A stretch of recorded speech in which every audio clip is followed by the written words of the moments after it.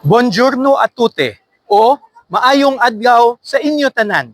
Gikan sa Milan, ari naman kita karon sa syudad sang Rome, diri sa Italy, ang ginatawag nga cradle of Western Civilization, kag isa sa pinakauna nga komunidad nga ginistaran sang mga tawo.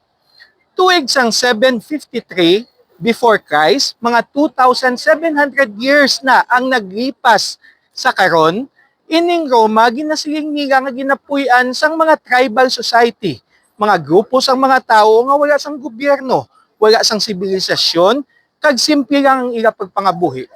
Apang sadto nga mga tinuig, may yara sang duwa ka mag-utod nga kapid nga lalaki nga ang ngalan nila amo si Romulus kag si Remo. Apang si Romulus, iya ginpaslang ang iya kaugalingon nga utod, kag gintukod ining kilala naton karon nga Roma, nga ginpangalan halin sa iya, sadtong April 21, 753 before Christ. Kutob sadto nagsugod na ang monarkiya kag na-organize na bilang isa ka formal kag organisado nga monarkiya upod sa kay King Romulus bilang unang nga hari sang Roma. Tuig sang 509 before Christ, sang ang mga tawo sa ila pagpigos sang ila nga mga katawhan diri sa Roma, nag-alsa kag gin-overthrow ang Kingdom of Rome, kag ginbusga na sang ginatawag nga republika, kung sa diin ang mga tawo nagabutar na sang ila mga leaderes, kasubong sang ila mga senadores nga nagadumala sang Roma.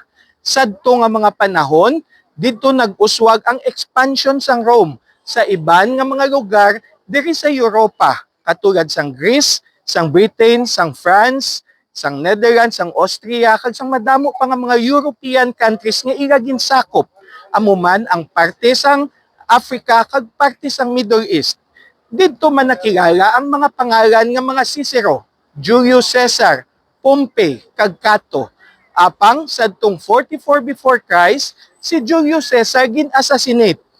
Kag sadtong 27 before Christ, gintukod na bunga sang isa ka civil war nga ginhalinan sa pagpaslang sa kay Julius Caesar na bunag ang ginatawag nga bag-o na nga empire sang Roman o ginatawag nga Roman Empire, kag ang unang emperor amo ang apo sang utod ni Julius Caesar nga si Julia the Younger, nga ang iya pangalan amo si Octavian o kung kilala naton nga Augustus Caesar.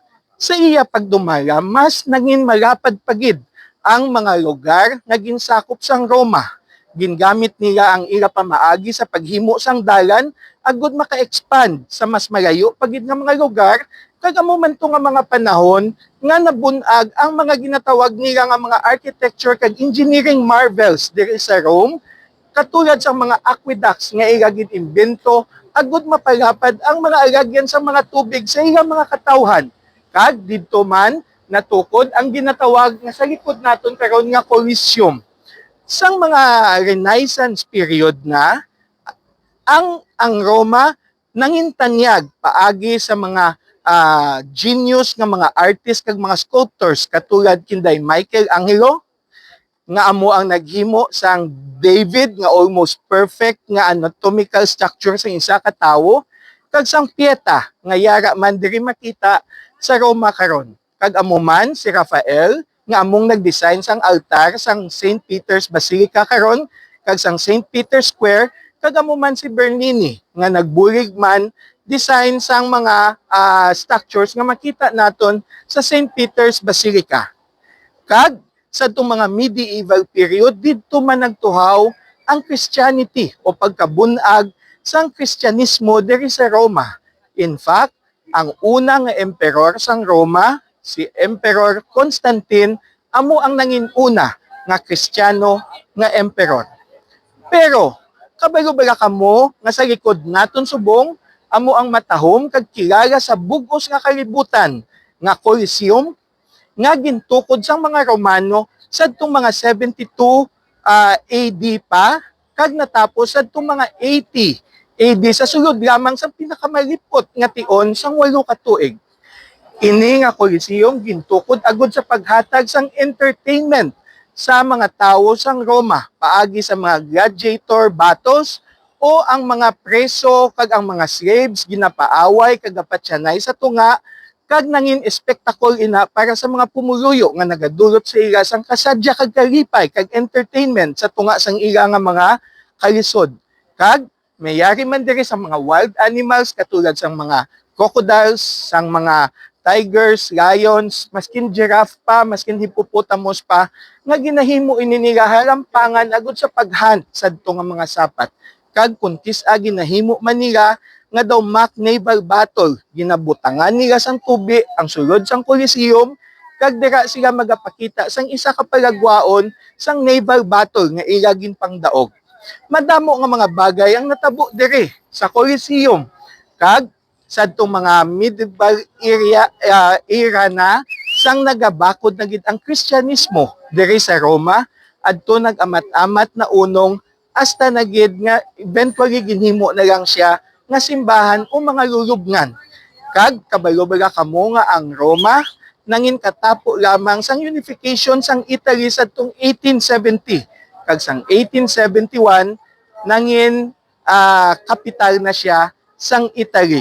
Kag ini subo nga lugar, ining Coliseum nga aton ginatan-aw, amo man ang isa sa mga UNESCO World Heritage Site karon. Ang Roma nagapadayon nga isa sa pinakauna kag pinakadumaan nga pungsod nga sibilisado sa maragtas ang katawan pangkalibutanon.